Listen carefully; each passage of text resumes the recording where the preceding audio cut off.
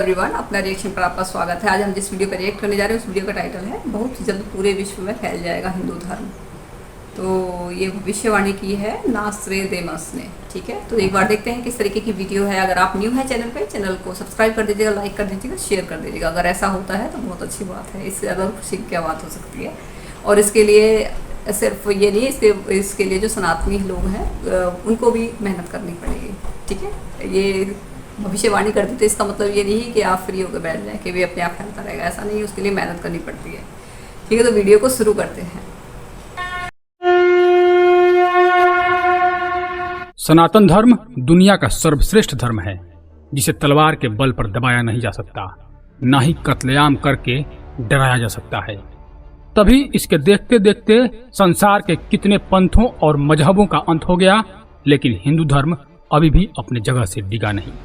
सनातन का अर्थ ही होता है जो शाश्वत हो, सदा के लिए सत्य हो, जिसका न आदि है और न ही अंत है।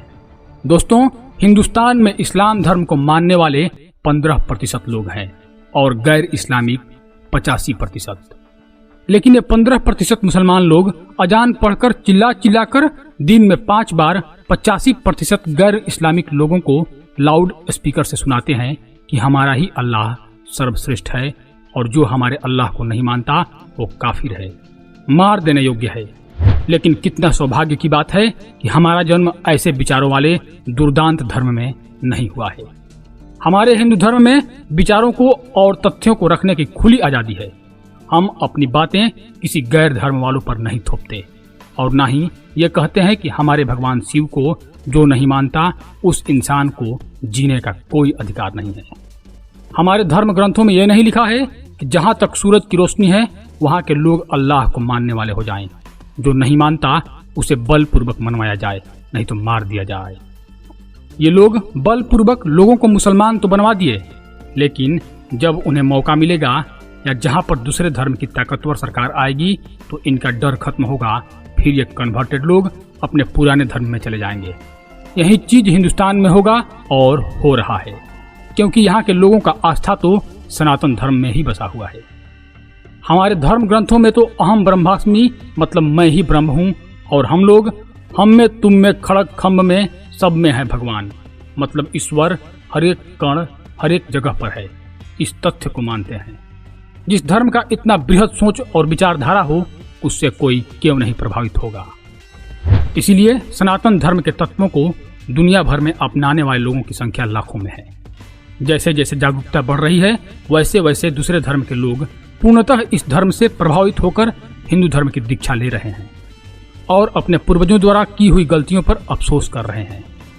दोस्तों, हर साल हिंदू धर्म अपनाने वालों में बहुत से सेलिब्रिटीज भी शामिल हैं, जिसमें सिया वक्फ बोर्ड के चेयरमैन वसीम रिजवी जो धर्म बदलकर जितेंद्र नारायण त्यागी हो गए, फिल्म अभिनेत्री नयनतारा, हॉलीवुड अभिनेत्री जूलिया रॉबर्ट, पाकिस्तानी लेखक अनवर शेख जो अनिरुद्ध ज्ञान सिख बन गए, सरोद वादक आशीष खान जो बाद में आशीष खान देव शर्मा हो गए। ऐसे ही हजारों लाखों विख्यात लोग ईसाई और इस्लाम धर्म को छोड़कर हिंदू बन रहे हैं और घर वापसी कर रहे हैं। तो हमें अपने धर्म अपने सभ्यता पर गर्व क्यों नहीं होना चाहिए। भारत, नेपाल और मॉरिशस में तो हिंदू पहले से ही बहुसंख्यक हैं। अनुमानित रूप से विश्व के करीब 52 से अधिक देशों में अच्छे संख्या में हिंदू रहते हैं, जिसमें अमेरिका, कनाडा, रसिया, ऑस्ट्रेलिया, यूक्रेन, दक्षिण कोरिया, जापान, दक्षिण अफ्रीका, सूरीनाम, मॉरिशस और हॉलैंड का नाम प्रमुखता से लिया जाता है। इन देशों के अधिकतर लोग मानने लगे हैं कि हमारे पूर्वज सनातनी ही थे। तो हमें भी अब पुनः हिंदू धर्म को अपना लेना चाहिए। आपको सुनकर आश्चर्य होगा कि दुनिया की सबसे ऊंची भगवान गणेश की मूर्ति भारत या नेपाल में नहीं बल्कि थाईलैंड के चाचो गसाओ में है। हाल ही में दुनिया की सबसे ऊंची शिव शक्ति की प्रतिमा का अनावरण दक्षिण अफ्रीका में किया गया। दोस्तों, विश्व का सबसे बड़ा मुस्लिम देश इंडोनेशिया के पूर्वी जावा में माउंट ब्रोमो ज्वालामुखी है, जिसके मुख पर भगवान गणेश की एक मूर्ति है। ऐसा मान्यता है कि माउंट ब्रोमो के आसपास रहने वाले लोगों के लिए इसका बहुत महत्व है। उनका मानना है कि भगवान गणेश इस सक्रिय ज्वालामुखी से उनकी रक्षा करते हैं। वहीं इंडोनेशिया के रुपए पर भी भगवान गणेश का फोटो लगा हुआ है। वे लोग कहते हैं कि भले हमारा धर्म बदल गया है, लेकिन हम अपने संस्कृति को अभी तक नहीं भूले हैं। इसलिए हे हिंदुस्तान के सजग सनातन धर्मियों, मेरी बात ध्यान से सुनो। धर्मनिरपेक्ष बनकर हिंदू राष्ट्र नहीं बनाया जा सकता और ना ही अपने सभ्यता को बचाया जा सकता है। पूर्वजों की थाती को बचाने के लिए हम सबको एकजुट होकर संपूर्ण सनातन के प्रति न्यौछावर होना पड़ेगा। हर एक बालक, हर आदमी के मुख पर सदैव राम का नाम हो, कृष्ण का नाम हो। हमें अत्यंत आस्थावादी बनना ही होगा। तभी तो इस शताब्दी के महान भविष्यवक्ता पीटर हरकोस और नास्त्रडेमस ने हिंदू और इस्लाम धर्म के ऊपर जो भविष्यवाणी की है वह आपको जानने योग्य है। पीटर हरकोस ने अपनी भविष्यवाणी में लिखा है कि भारत में आध्यात्मिकता तथा सनातन धार्मिकता की जो लहर उठेगी वह सारे विश्व में छा जाएगी। भारत पूरी दुनिया का प्रतिनिधित्व करने वाला देश बनेगा। मूल सनातन हिंदुत्व का पूरी दुनिया में डंका बजेगा, जिससे अपनी शांति और आध्यात्मिक शक्तियों से भारत एक बार फिर से दुनिया का गुरु बन जाएगा। वहीं फ्रांस के महान भविष्यवक्ता नास्त्रडेमस ने भी अपने किताब सेंचुरी में लिखा है कि सागरों के नाम वाला धर्म चांद पर भी निर्भर रहने वालों के मुकाबले तेजी से पनपेगा और उसे भयभीत कर देगा। दोस्तों, चांद पर आधारित धर्म एक ही है, इस्लाम। और दुनिया में जितने भी सागर हैं उनमें से सिर्फ हिंद महासागर के नाम पर ही एक धर्म है जिसे हिंदू धर्म कहते हैं। ये तो अब हमें देखने में आ रहा है कि हमारा सनातन समाज अब अपने सभ्यता, संस्कृति और इतिहासों को लेकर जागृत हो रहा है, अपने धरोहर को सहेज रहा है। और जो जागृत नहीं हुए हैं उनको जगाना भी हमारा ही काम है। तभी तो हमारे धर्म का डंका पूरा विश्व में एक बार फिर से बजेगा और हम फिर से सोने का चिड़िया और विश्व गुरु बन जाएंगे। तो धन्यवाद दोस्तों, मैं आपका दोस्त रजनीकांत ओझा। यदि आपको यह वृत्तांत अच्छा लगा हो तो कृपया हमारे चैनल को सब्सक्राइब कर दें। धन्यवाद। हर हर महादेव। जय सनातन धर्म। और जैसे इन्होंने बोला है कि सनातन का अर्थ है शाश्वत, जिसका ना आदि है ना कोई अंत है, ठीक है। और क्या बोलते हैं, अब जो सनातन धर्म है ये हमेशा जियो और जिए मतलब जीने दो की पॉलिसी पे चलता है, ठीक है। जबकि जो अदर धर्म है, जो कि मैं नाम नहीं लेना चाहूँगी, कि एक ही वो है, अगर आप नहीं मानते हैं तो आप जीने योग्य नहीं है, कुछ इस तरीके से है। तो अगर मान लो ये अगर जो ऐसे नॉन मुस्लिम कंट्रीज़ हैं और इस तरीके का ये जो बोला जाएगा तो जाहिर सी बात है वो इस चीज़ को बुरा मानेंगे। लेकिन हमारे देश में क्या है कि नेताओं की वजह से ये सब कुछ इतना ज़्यादा आप ये सब कुछ बर्दाश्त कर रहे हैं हम, कि इस तरीके से हमें सुनना पड़ रहा है, ठीक है। और ये जैसे बोला इन्होंने कि 15% है, 15% नहीं है, ज़्यादा है, ठीक है। ये पहले कभी हुआ करते होंगे 15%, मेरे हिसाब से ये 35% के आसपास होंगे, उन्होंने 35 के आसपास कम से कम होंगे, क्योंकि अभी जनगणना नहीं हुई है, ठीक है। और जो जिस हिसाब से इनकी जो बच्चे पैदा कर रहे थे वो उसमें है बहुत स्पीड से करते हैं, क्योंकि हिंदू सिर्फ एक अब तो एक ही करने लगे, पहले 2 कर लेते थे, अब तो 1 पे रह जाते हैं, ठीक है। तो लेकिन उनका तो अपना कंटिन्यू इतना ही रहता है कि वो अपना जितना हो सकता है 20 एक बच्चे तो कम से कम होते ही होते हैं, ठीक है। तो ये चीज़ें हैं। और जैसे कि सनातन धर्म कभी मिटा नहीं, लोगों ने बहुत कोशिश की मिटाने की, लेकिन ये कि हम बहुत ज़्यादा सुकुड़ते चले गए, बहुत छोटे होते चले गए, क्योंकि सनातन धर्म पहले पूरे विश्व में था, ठीक है। और लेकिन फिर धीरे धीरे जैसे दूसरे मज़हब वगैरह आने लगे तो उन्होंने जो है इसको कम करते चले गए, और आज हम सिकुड़ के सिर्फ इसमें रह गए। और उसमें भी क्या है कि लोग जो है उसको भी ख़त्म करने की आए दिन दंगे हो जाते हैं, आपने देखा होगा, अभी भी दंगे होते रहते हैं। और उसमें हिंदुओं की ही जान जाती है, किसी की जान नहीं जाती, सिर्फ हिंदुओं की जान जाती है, ठीक है। तो इस तरीके से प्लान किया जाता है। और उन्हें जैसे बताया है, लेकिन कुछ पॉजिटिव पॉइंट ये हैं, प्लस पॉइंट ये भी है कि हिंदुज़म जो है अपनी खूबी की वजह से, अपनी क्वालिटी की वजह से पूरे विश्व में फैलता जा रहा है। जैसे कि यहाँ का युवा है, लोगों को बहुत पसंद आता है, क्योंकि एक तो इससे बीमारी नहीं रहती और आपको डॉक्टर के पास भी जाने की ज़रूरत नहीं है, ठीक है। और लोगों के लिए कभी भी बुरा नहीं सिखाते, हमारे धर्म में कभी किसी के लिए वो बुरा नहीं सिखाते, क्योंकि सभी को जीने का हक है।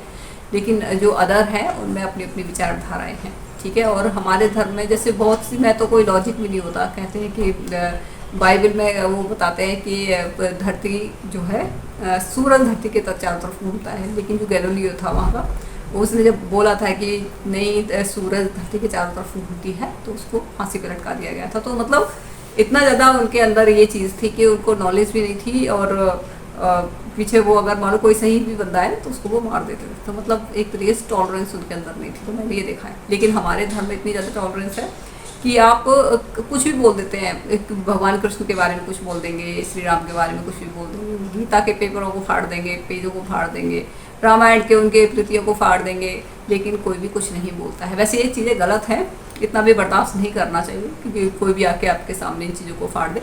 वाद विवाद होना चाहिए, लॉजिकली तर्क वितर्क होने चाहिए, लेकिन किसी को इस तरीके से हर्ट नहीं करना चाहिए। लेकिन यहाँ पे हिंदुइज्म में बहुत ज़्यादा होता है। यहाँ पे जो अदर उसके लोग होते हैं वो बहुत ज़्यादा इस तरीके की हरकतें करते हैं, जानबूझ के ये सारी प्रॉब्लम्स क्रिएट करते हैं, ठीक है। और औरों का तो ये, जैसे अब इन्होंने बताया कि थाईलैंड में, जैसे हमारे देश में तो ये क्या है कि यहाँ पे राजनीति ज़्यादा चलती है। यहाँ पे राजनीति इतनी ज़्यादा चलती है कि धर्म को साइड में करके सिर्फ राजनीति करते हैं, चाहे यहाँ पे कोई भी हो। मैं किसी का नाम नहीं लेना चाहूँगी क्योंकि ऐसा ही रहता है, किसी का पता नहीं है।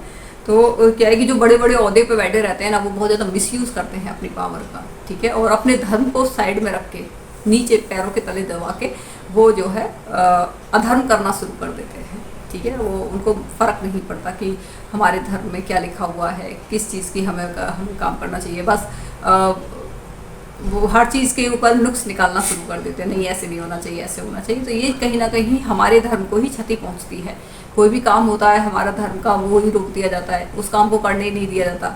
चाहे कोई मंदिर से रिलेटेड काम हो या कोई भी हो, उसको रोक दिया जाता है। तो क्या है कि एक तो पूरा सिस्टम ही ऐसा हुआ पड़ा है जिसमें सिर्फ अधर्मी ही मैं बोल सकती हूँ, क्योंकि वो अपनी जड़ों से बहुत टाइम पहले से ही कर चुके थे। और फिर वही लोग जब सत्ता में आ जाते हैं तो आप सोच सकते हैं कि क्या होगा फिर, ठीक है। लेकिन लोगों के अंदर काफ़ी ज़्यादा जागरूकता आ रही है इस वक्त पे, तो काफ़ी ज़्यादा जागरूकता आ रही है सोशल मीडिया के माध्यम से। अगर सोशल मीडिया नहीं होता तो आप न्यूज़पेपर में, टीवी पर वही दिखाया जाता जो कि आपकी सरकारें या फिर कोई और चाहता है, जिसकी पावर ज़्यादा है, ठीक है। लेकिन सोशल मीडिया एक ऐसी ताकत है कि एक मेरे जैसा आम आदमी, एक सिंपल, जिसके अपने अलग विचार हैं अपने धर्म को लेकर, वो भी बोल सकता है। तो सोशल मीडिया का बहुत ज़्यादा इफेक्ट है, मतलब बहुत ज़्यादा पावर है इसका। और हिंदुओं के लिए काफ़ी एक वरदान साबित हुआ है, और औरों के लिए तो पता नहीं, पर हिंदुओं के लिए एक वरदान साबित जरूर हुआ है सोशल मीडिया, ठीक है।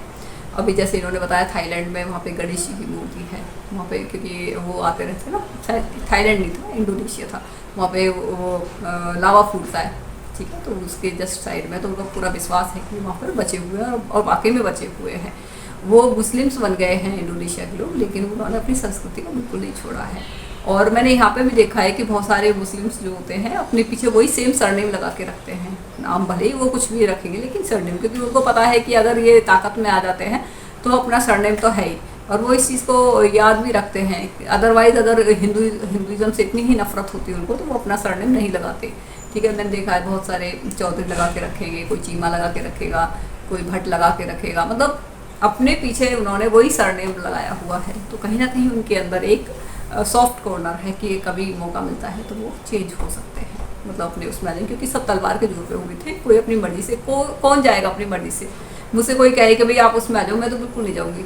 हम अपनी लाइफ से काफ़ी खुश हैं, ठीक है।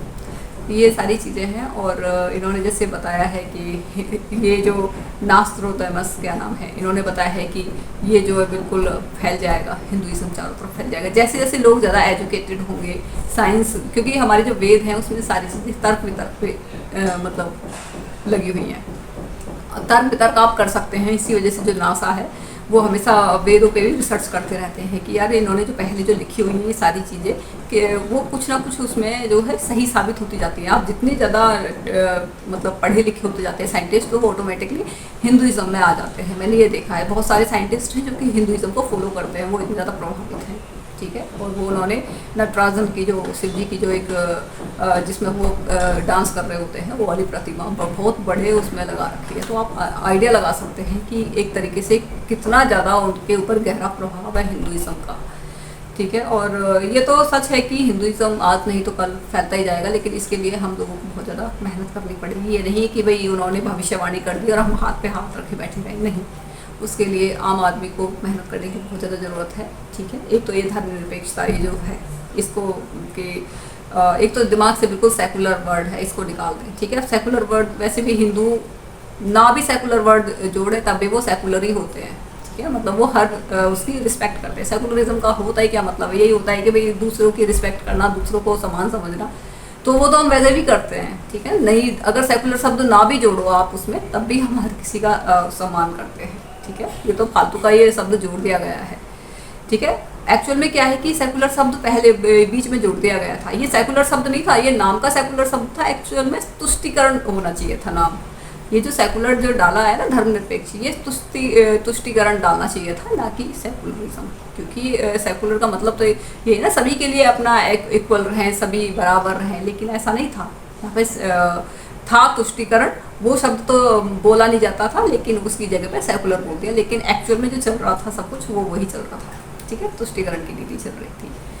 ठीक है, तो इस तरीके से है, और आम लोगों को बहुत मेहनत करनी पड़ेगी इसके लिए, और सभी अपना ईश्वर का नाम लें, जिससे भी आप नमस्ते करें, राम राम करें, श्री कृष्ण जय श्री कृष्णा करें, ना कि हाय हेलो बाय, ये आई डोंट, ये मतलब ठीक है, पर अपने ईश्वर का नाम जरूर लें। ठीक है, मैं भी कई बार हेलो एवरीवन बोल देती हूँ, ठीक है, लेकिन क्या है कि अपना ईश्वर का नाम फिर भी लें, जय श्री राम जय श्री कृष्णा। तो क्योंकि हम भी वेस्टर्न कल्चर से बहुत ज़्यादा प्रभावित रहे हैं, ये नहीं है कि नहीं रहे, ठीक है। तो लेकिन ये कि अपने धर्म की तरफ आते जाना बहुत ज़रूरी है, और उसको अपने दिल में ज़रूर रखो। आप भले ही किसी तरीके से भी रह रहे हो, लेकिन आप सनातन धर्म को अपने दिल में ज़रूर रखें। ठीक है, तो वीडियो यहाँ पर हम कंप्लीट करते हैं, बहुत ज़्यादा लंबी हो गई वीडियो। और ये क्या नाम है जिनका ये चैनल है, उन्होंने काफ़ी अच्छी वीडियो बनाई है, और आप इनकी वीडियोस जाके और भी वीडियोस देख सकते हैं इनके चैनल पे जाके। और अगर आपको ये वीडियो पसंद आई हो तो आप इस चैनल को सब्सक्राइब कर दीजिए, लाइक कर दीजिए, शेयर जरूर कर दीजिएगा। जय श्री राम।